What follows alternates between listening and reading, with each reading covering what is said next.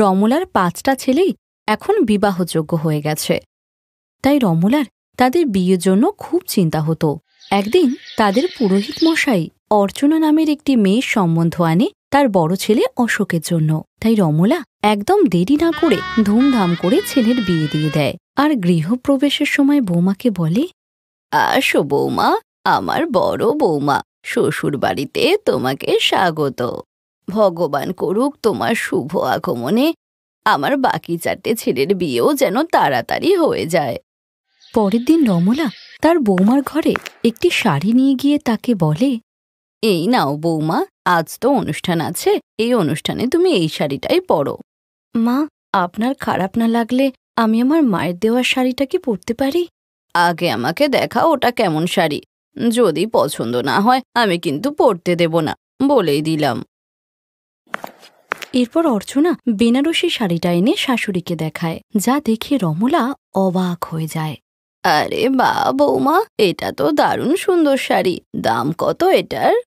আমার মা এই শাড়িটা পুরো 40,000 টাকা দিয়ে কিনেছে, একদম পিওর বেনারসি শাড়ি। মা বলেছিল অনুষ্ঠানে এই শাড়িটাই পরার জন্য। আচ্ছা আচ্ছা, ঠিক আছে, তুমি এই শাড়িটাই পরে আসো, তাড়াতাড়ি তৈরি হও, পাড়ার মহিলারা নিচে চলে এসেছে। কিছুক্ষণ পর অর্চনা তৈরি হয়ে নিচে নেমে আসে। অর্চনার শাড়ি দেখে সবাই অবাক হয়ে যায়, আর তাদের মধ্যে মমতা বলে, বা রমলা দিদি, তুমি তো অনুষ্ঠানে দারুণ সুন্দর শাড়ি গিফট করেছো বৌমাকে। ও বাবা, তোমার মনটা এত বড়, আমরা তো জানতামই না। আসলে কাকিমা, আরে হ্যাঁ হ্যাঁ, এই শাড়িটা আমি দিয়েছি বৌমাকে। আসলে বড় বৌমা বলে কথা, দামি শাড়ি তো দিতেই হতো। রমলা সবার সামনে মিথ্যে কথা বলে, সেই সঙ্গে অর্চনাকেও চুপ থাকতে বলে। বেচারি চুপচাপ নিজের মায়ের দেওয়া শাড়ির পুরো ক্রেডিট তার শাশুড়ি মাকে দেয়। শাড়ির সঙ্গে সঙ্গে অর্চনার সুন্দরতার প্রশংসাও সবাই করে। এর কিছু সময় পর দ্বিতীয় ছেলেরও বিয়ে হয়, আর তারপর রমলা তার বড় বৌমা অর্চনার ঘরে গিয়ে তাকে বলে, বৌমা, একটা দরকার ছিল, আগামীকাল মেজ বৌমার অনুষ্ঠান আছে, তো তোমার ওই বেনারসি শাড়িটা আমার কাছে দিও, আমি ওকে পরতে দেব। নইলে ও হালকা শাড়ি পরলে পাড়ার লোকেরা বলবে বড় বৌমাকে তো ভালো শাড়ি দিয়েছিলে। ঠিক আছে মা, আমি এক্ষুনি আনছি। অর্চনা মন খারাপ করে শাড়িটা শাশুড়ির হাতে দেয়, আর শাশুড়ি সেটাকে নিয়ে কৃতি বৌমার ঘরে চলে যায়। এই নাও বৌমা, এটা আমাদের বংশ পরম্পরার শাড়ি, বড় বৌমাও এটাই পরেছিল, তুমিও কাল এটাই পরো। ঠিক আছে মা, এই শাড়িটা সত্যিই খুব সুন্দর। কিন্তু মা, হঠাৎ করে আমাদের বংশের শাড়ি কোথা থেকে চলে এলো? আমাদের ঠাকুমা তো আমাদের এই ব্যাপারে কিছু বলেনি। তুই কি ওনার বৌমা ছিলি নাকি যে তোকে বলবে? বৌমা, তুমি কিন্তু এটাই পরো। পরের দিন কৃতি সেই শাড়িটা পরে তৈরি হয়ে আসে। সব মহিলারা অনুষ্ঠানে আসে, আর মমতা বলে, আরে রমলা দিদি, এটা তো তোমার বড় বৌমার শাড়ি না, যেটা সেদিন পরেছিল? না না কাকিমা। আরে বৌমা, তুমি চুপ করো, তুমি তো কিছু জানো না। মমতা দি, আমি আমার 5টা বৌমার জন্য একই রকমের শাড়ি নিয়েছি, একটা শাড়ি 40,000 টাকা। আসলে আমি কোনো বৌমার সাথেই কোনো পার্থক্য করতে পারবো না, তাই। আরে শাশুড়িমা মিথ্যে কথা বলছে, উনি তো একটু আগে বললেন এটা আমাদের বংশের শাড়ি।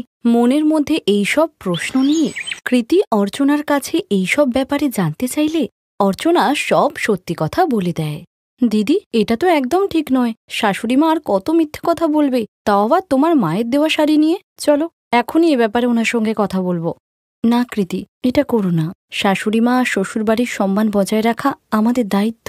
কিছুদিন পর অর্চনার বাকি 3টে ছেলের জন্য 3 বোনের সম্বন্ধ আসে, কিন্তু রমলা এই সম্বন্ধে না বলতেই যাবে, ঠিক তখনই তার ছোট ছেলে বলে, মা, ওই 3টে মেয়েকে আমাদের 3 ভাইয়েরই পছন্দ, তাহলে তুমি কেন বারণ করছো? কেননা শাশুড়ি মায়ের কাছে তো 3টে বেনারসি শাড়ি নেই, তাই। চুপ কর কৃতি। বাচ্চাদের সম্মতির কারণে রমলাকেও রাজি হতে হয়, আর সে তার 3টে ছেলের বিয়ে 3 বোন কুসুম, সীমা আর পূজার সঙ্গে করায়। এরপর বৌমাদের গৃহপ্রবেশের সময় রমলার প্রতিবেশী মমতা বলে, আরে বা রমলা দি, এখন তো তোমার 3টে বৌমাই একই সঙ্গে এসেছে, আমি তো এটা দেখার জন্যই অপেক্ষা করছি যে 3টে বৌমা একই রকম বেনারসি শাড়িতে কেমন লাগবে। মা, কাকিমা কোন শাড়ির কথা বলছে? আমি বলছি তোমাদের, শোনো। আমাদের শাশুড়িমা তার 5টা বৌমার জন্য 40,000 টাকা দামের 5টা বেনারসি শাড়ি কিনেছে। কাল তোমাদেরকে দেবে ওগুলো পুরো। আরে আমি তো বলবো তুমি কালকে তোমার 5টা বৌমাকে একই সঙ্গে ওই বেনারসি শাড়ি পরিয়ে দাও। কি সুন্দর লাগবে দেখতে তাহলে সবাইকে। বা কাকিমা, কি ভালো আইডিয়াটা। কৃতি, তুমি সবকিছু জেনেও এমন কেন বলছো? কেননা একদিন সত্যিটা তো সামনে আসবেই দিদি। এই মমতা তো আমার পিছনই ছাড়ছে না। আসলে ভুলটা আমারই। বৌমা শাড়িকে নিজের দেওয়া শাড়ি বললে ভুগতে তো হবেই। পরের দিন সব বৌমারা যখন রমলার কাছ থেকে শাড়ি নেওয়ার জন্য অপেক্ষা করছিল, তখন অর্চনা বৌমা, একটা মিথ্যে কথা বলার জন্য না জানি কত মিথ্যে বলতে হলো আমায়। তোমার মায়ের দেওয়া শাড়িকে নিজের দেওয়া শাড়ি বলে আমি বড়ই ভুল করেছি। আসলে তোমাদের সবাইকে এত দামি শাড়ি দেওয়ার মতো টাকাই আমার কাছে নেই। সমস্যা হবে না মা। কেমন করে? কেননা কুসুম দিদি আমাদের কালকে সব সত্যিটা বলেছিল, আর আমাদের বরেরা আমাদেরকে একদম অর্চনা দিদির মতনই শাড়ি এনে দিয়েছে। হ্যাঁ মা, আর এই জন্যে তোমাকে কারোর সামনে লজ্জিত হতে হবে না। হ্যাঁ, এখন আপনার 5টা বৌমাই একই সঙ্গে বেনারসি শাড়ি পরে অনুষ্ঠানে যাবে।